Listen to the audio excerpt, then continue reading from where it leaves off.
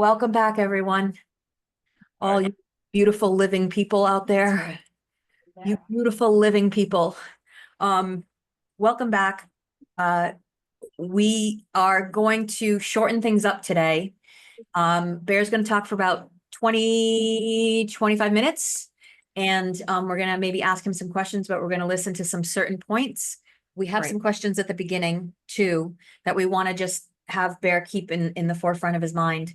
And then we will thank Bear and say goodbye. And then Kenzie and I may stay on for just a few minutes to discuss some other things, but I definitely have a question for you, Bear. So ready?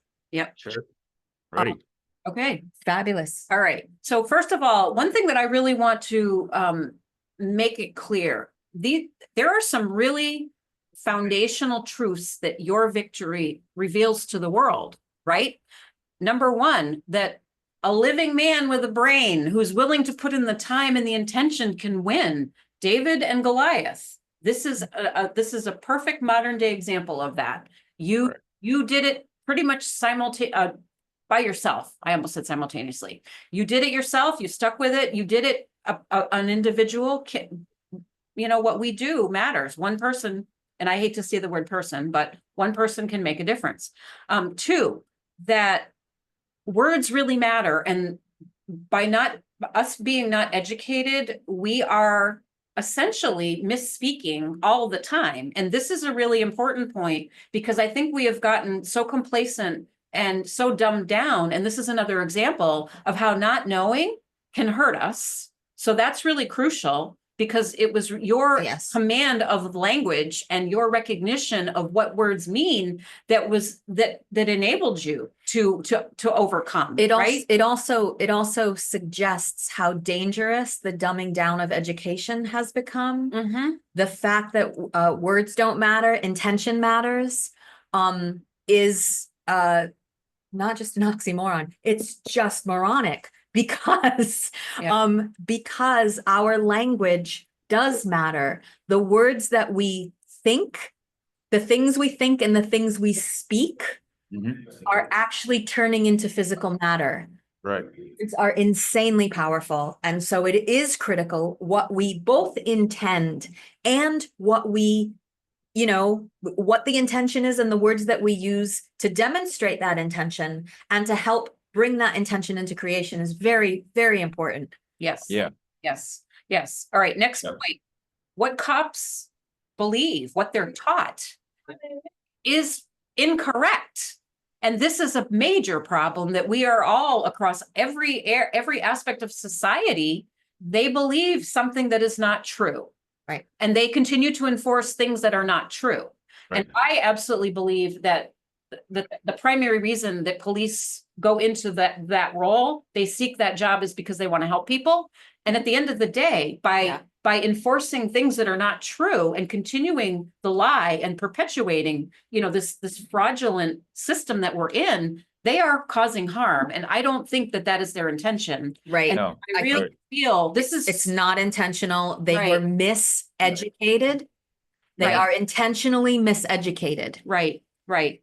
Another thing is that this demonstrates the fact that we are living in a framework of commercial law. These are all commercial contracts. This once more supports the recognition of the commercial jurisdiction that people have taken for granted and think that this applies to the living, where it doesn't. So this really highlights the fact that, there's a lot of illusion out there that people have grown up thinking is normal. It is that, and that somehow a license is what makes you ethical. Right. That there is a observing body that grants you that license, that decrees that no matter what you do, once you have this license, is ethical because you have the license, rather than living men and women truly using an inner compass to know what's right and wrong, and to live in what's right and in what's good because it's right and because it's good and because it feels good and because it is how we were created to be. Right. So that is the just this idea that licenses and codes and mandates and all of that is absolutely commercialization, and it's designed to line the pockets of the few and to use lots and lots of agents of the corporation that are misdirected and misinformed to obfuscate, to continue to obfuscate and confuse. And life is not meant to be confusing. Right. And it takes away the honor of the actions, actually. It really does. Yeah. Because it reduces us to the commercialization. It reduces us as living souls into commodities where everything is transactional. Yeah. And so that diminishes, the sacredness of life, and The sacredness of experience. yes, there's just so much to that. And then the final point that was in my mind, and maybe you have more, was that this demonstrates, because this is just one example, but this is how that jurisdiction is. This is just one example of many other aspects where we have, and again, police are enforcing these requirements in their jurisdiction. The entire system, such as, asking for permission to drive and travel, that the licensing and the registration of cars, the renaming it of a motor vehicle. And all of that is commercial. And we can find this in pretty much every place where there are rules that we are expected to obey. Mhm. Yeah. Making it simple so you don't have to think. Taking the thinking piece away from you so that you don't realize when your rights are being usurped. Yep.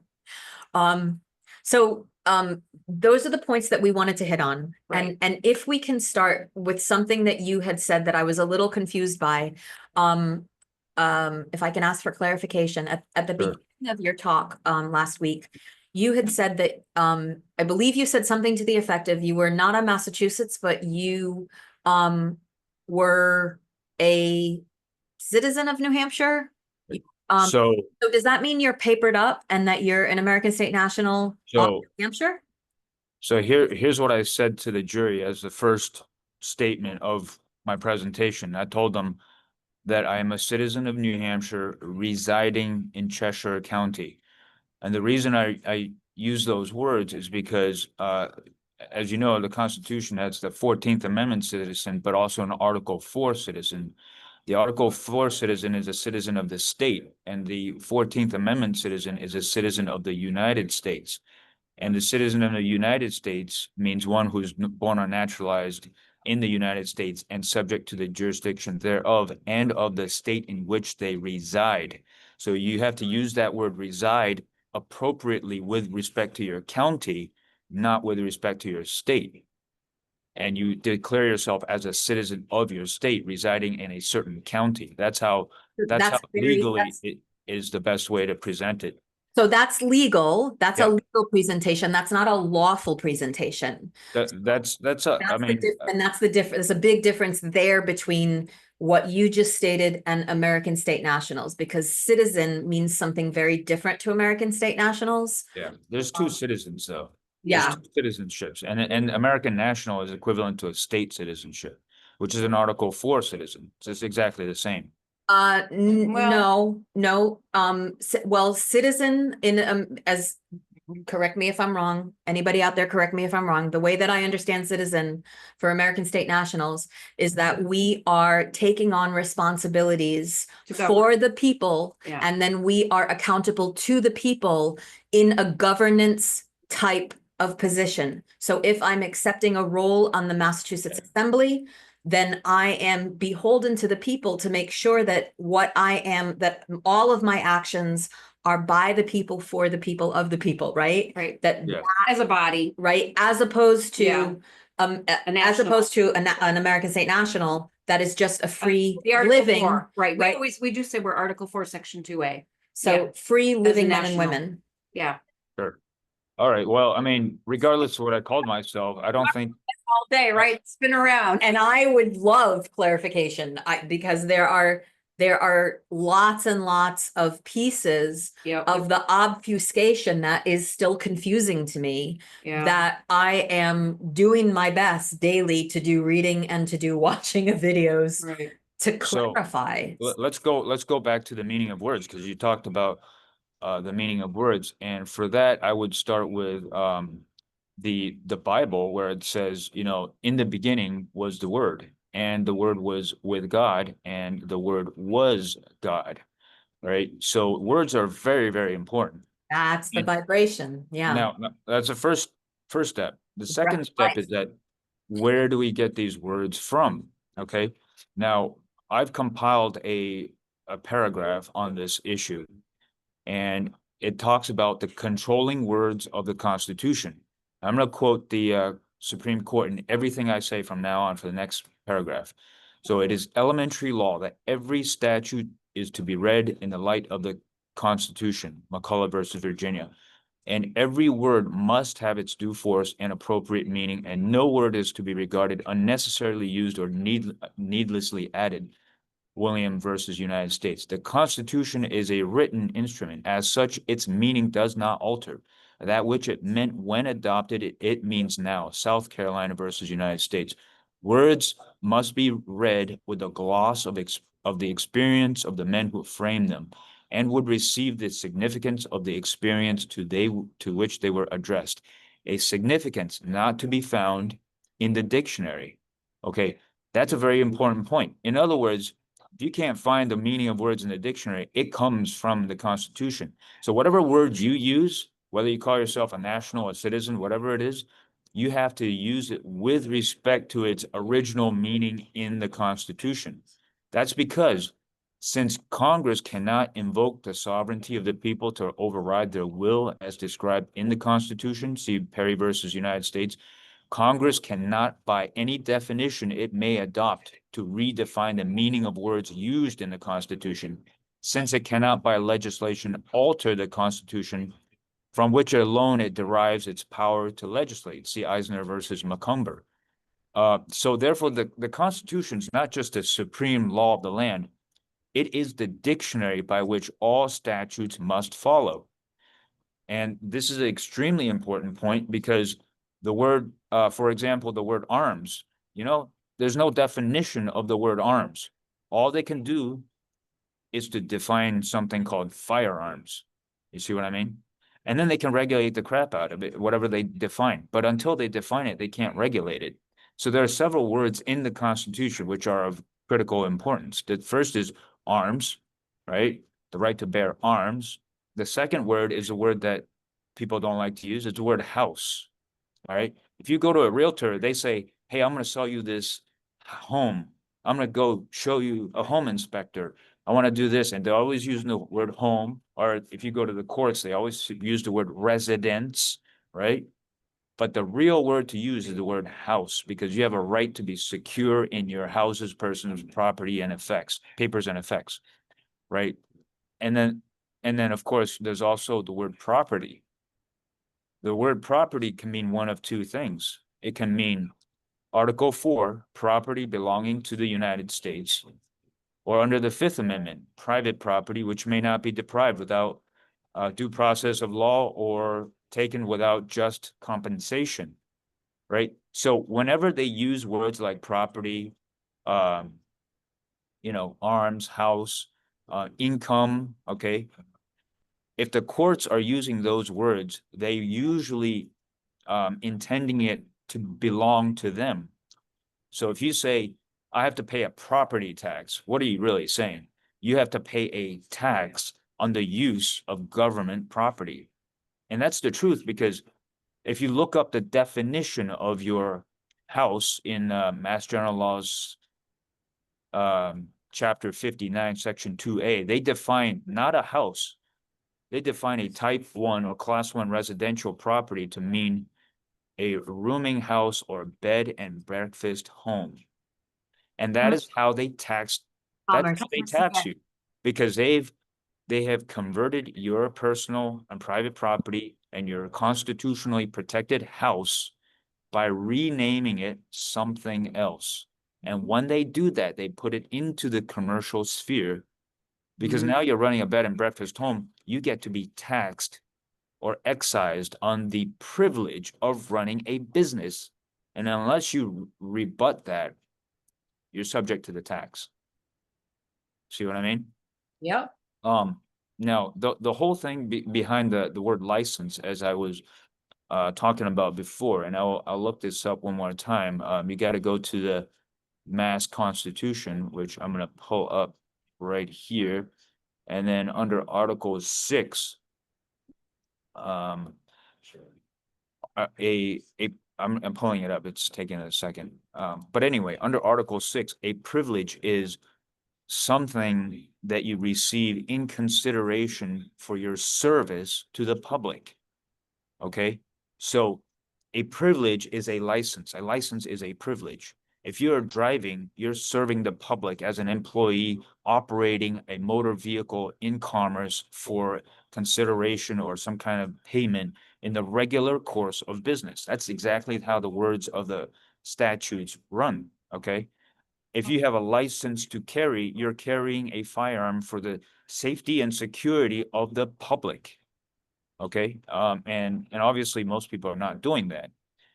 If you pay a tax on your residential property, you're doing so because you're running a business, a rooming house, or a bread and breakfast home. Okay, so that's how it works. Yeah, Yep. so let me, Article 6 showed. This is the No man- fraud. This is the fraud. And then they try to go even above and aboard when people above that, in addition to that, when people are trying to run businesses from their homes, actual businesses from their homes, like Airbnbs, right? What way can they continue to commercialize us and make money off of us in Right. every freaking way, shape, and form? Yep. And it's all by your consent. Oh, right, exactly. It's all by your consent. You went out and you got all these things. You Right. wanted all the privileges. Of the law is not an excuse. Right, and the police are here to enforce all of this. Except that fraud vitiates contract, and it's all fraud. No, but it's not fraud because you consented to it and you got into it through, applying for these things. But we got into it Right. because we Because we have no not choice, know because they've given us correct. little choice. Right. And that's coercion. That's coercion, and Yes. that's unlawful. Right. So what you got to do, with this whole thing is go back to the 10 commandments, right? And at number 8 says, thou shalt not bear false witness against thy neighbor. Fair. Isn't that true? So here's how it worked. For example, in the realm of taxes, when you get taxed by the IRS is not taxing you. What's happening is your quote unquote employer is saying that you received wages meaning remuneration for services. And if you don't refute that, then you've performed services. And now look in your constitution and do a Control F and find the word service in the Constitution. And you'll see that Article 1 says congressmen will receive compensation for their services. Article 2 says the president shall get paid for his services. Article 3 says judges shall be paid for their services, right? And then if you look at things like the Internal Revenue Service, the National Weather Service, the military service, postal service, everything is a service with respect to the government. And so when you're doing a Forcing us service, down rabbit holes to try to utilize language that doesn't actually free us, because every single word that they're utilizing is binding. yes, It is yeah, attempting to further enslave and further bind. And so, correct. oh, well, here's a word. Oh, but he, that you use that word too, and it's Right. screw you. So for example, the word service is the most pernicious word, because when you say you've done service, okay, Yeah. the government Which I use all the time. automatically assume that you've done government service. And so what you have to do in this case is you have to sue the person bearing false witness against you. You can't sue the IRS and say, look, you guys are stealing my money. You have to sue the person who makes that claim that you've done service. And you say, listen, how have I done service? Have I done armed services, postal service, secret service? Am I a marshal service?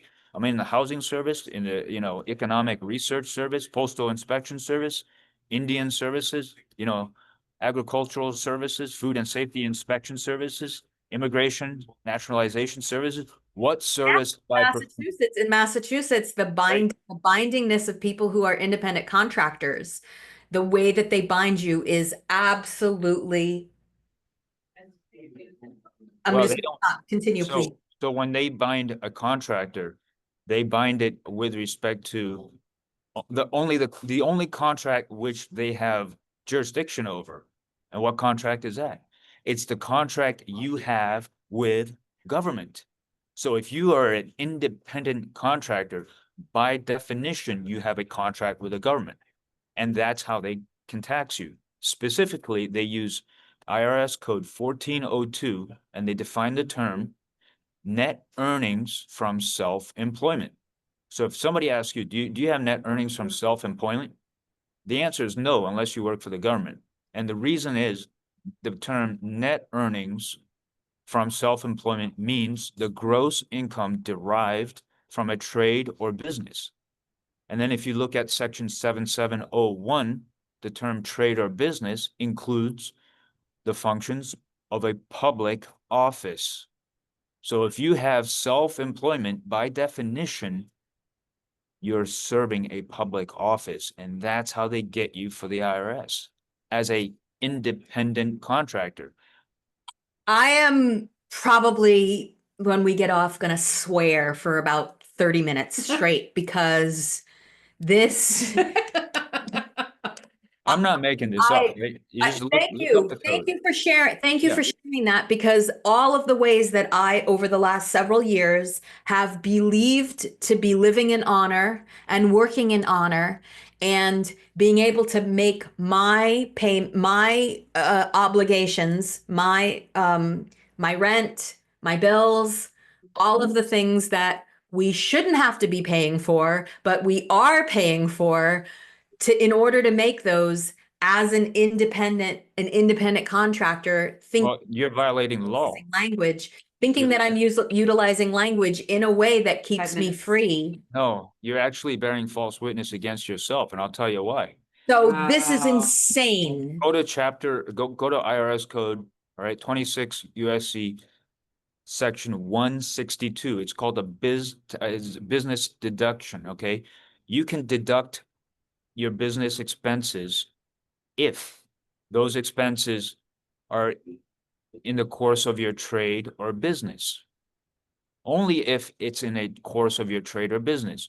But the term trade or business is defined at section 7701, and it includes the functions of a public office. So if you're deducting from your trade or business, you've again, stepped into their snare. All right. So an IRS agent would be like, well, you're obviously doing a trade or business and you're making the deduction. You claim that trade or business. We didn't claim it for you. Bear, I'm so sorry. Our alarm just went off. And That's- what I want to say is, can you come back next Monday? Yeah, maybe. Yeah, it depends, but probably. What is next Monday? I have no idea. What day is that? July something, like July 7th. July 7th? Yeah, probably. July 7th. Yes, because today is June 30th. Next Monday is July 7th. All All right. right. So for your viewers, I would suggest you go to lawfultaxavoidance.com and read the book. Lawfultaxavoidance.com. Read the book and learn. I mean, just put eyeballs on paper. Study group. Calling a study group. That's all it is. Yeah. Calling a study group. Yes, thank you so much, Bear. Thank you. Thank you. Yeah, my pleasure. Hit the like button. Share this video with everybody that you know. That's right. And we'll see you next week. All right. All right. Take care now. You well. Thank you. Have a good day. Bye-bye. Okay, so Bear has left us, and we've been processing a little bit, and there are some things that we want to share. First of all, Bear, thank you. Thank you. Thank you. Can you Yes. repeat what you just said, please? So Bear has been trying to tell us this for years now. Ever since the COVID debacle, when we were meeting down in that nice safe space that, as a large group, which I call the Three Rivers group, he would come in and tell everyone about this and talk about, I remember him saying that there's a difference between house and home. And he always tried to go there. And at the time, I think it just kind of went over everybody's heads. And he was so angry because he was embroiled in all of the stress and In finding out what he was finding out. everything, and he was trying to Yes. share it, and we weren't ready to hear the details. Yeah. And we had just recently gotten on the path of state nationals and, moving along there. But unfortunately, there's just so much to unlearn. And it's almost overwhelming to think about it. And especially when we look back on the path of how far we've come, we've done a complete 180, and we have learned and absorbed so much, but we still have so much further to go. There is so much deprogramming that needs to happen, and clarification and enlightening about the levels of obfuscation. Yes. And that I don't know that I have yet met an American state national who got it all on the first try. No. Who just was like, oh, here's the truth. It's plain and simple. And just, the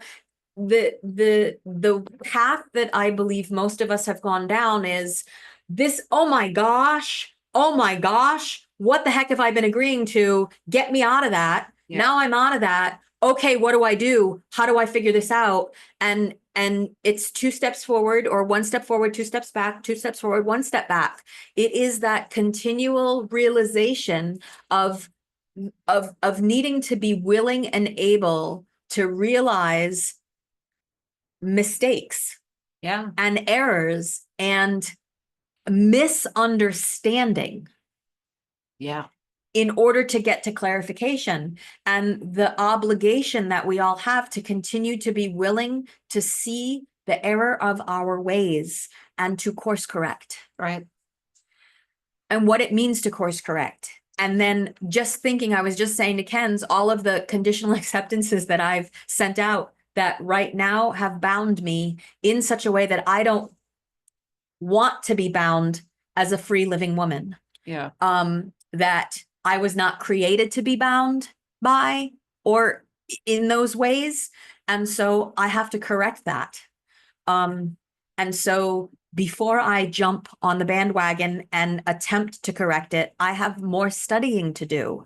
And I know that, people get frustrated along the way and just want the answers and want the clarification. We all want the clarity. We all want the clarification. We all want the magic wand. But the fact is, living men and women have a lot of deprogramming to do, and we have a lot of true learning to do to be able to comprehend the ways in which the obfuscation has been multi-layered to bind us and to prevent us from escaping enslavement.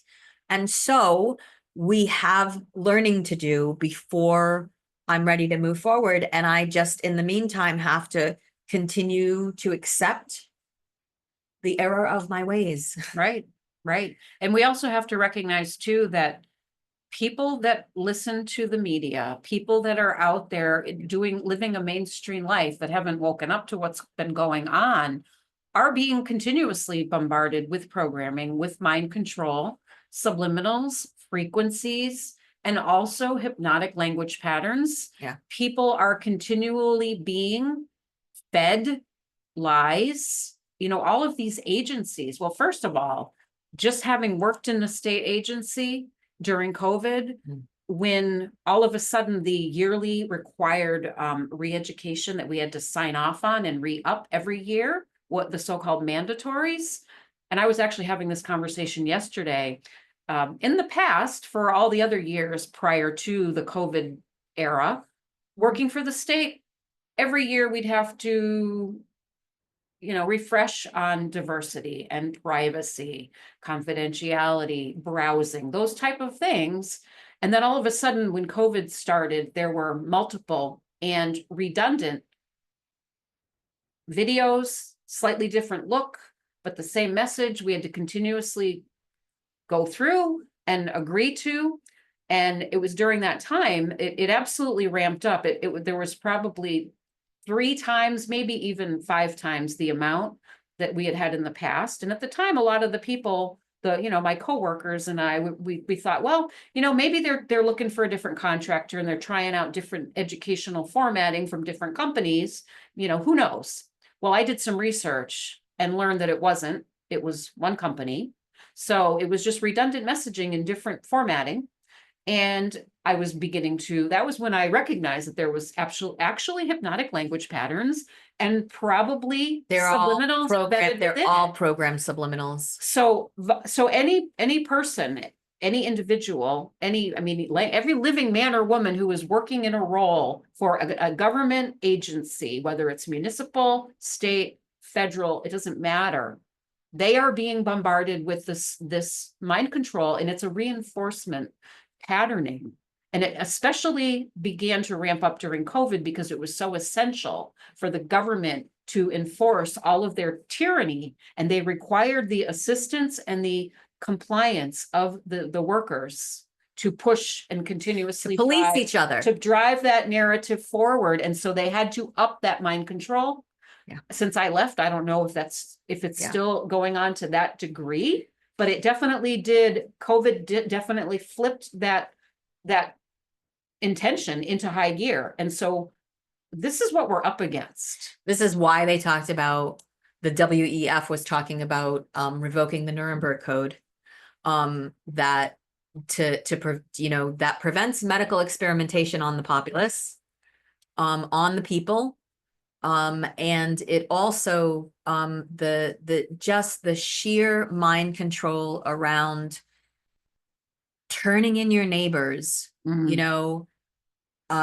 and that's what makes you a good being, to turn in your neighbors, to police everyone. And this is hard for me, as somebody who has, for most of my life, felt so upset with people that were doing things that I felt like were harmful to other people, that I got to a point where I was policing people around me in my professions, in my social sphere, the walking around angry and furious all the time because of my disgust with humans.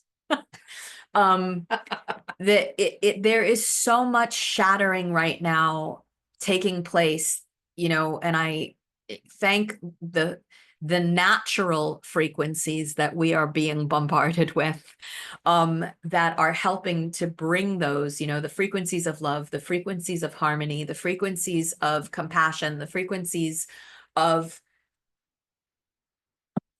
just the creator that we are being bombarded with, that are allowing, through recognition, an ability to recognize patterns, to recognize programming, to course correct, to change, to release more of the density, to focus on the self, to go within, to figure out where the love frequency is, where the harmony frequency is, where that love vibe is, and to allow that to take over,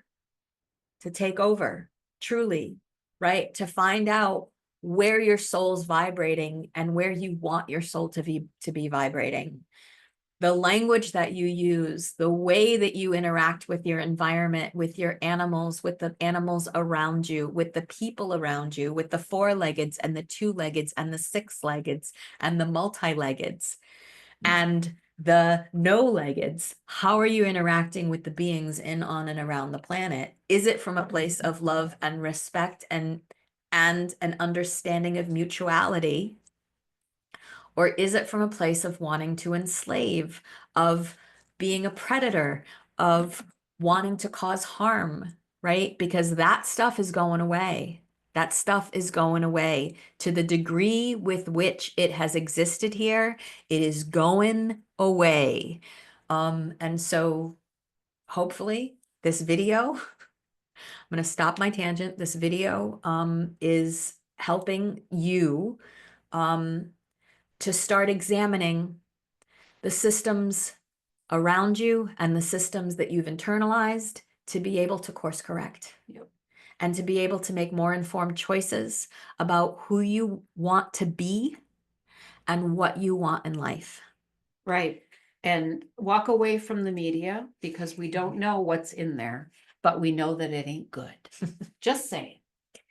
Thank you so much for attending this far. Thank you so much for being with us and for tuning in. We look forward to your questions and your comments. And And we will get to the questions because people did ask questions last time, but Yeah. we just kind of, so next week we will meet with Bear once again. Mhm. We have to bring forward all the questions that people asked and just. Great. Because I think we've really covered a lot of the, And ask them of him. yeah, exactly. So thank you, and we'll see you again soon. Be well.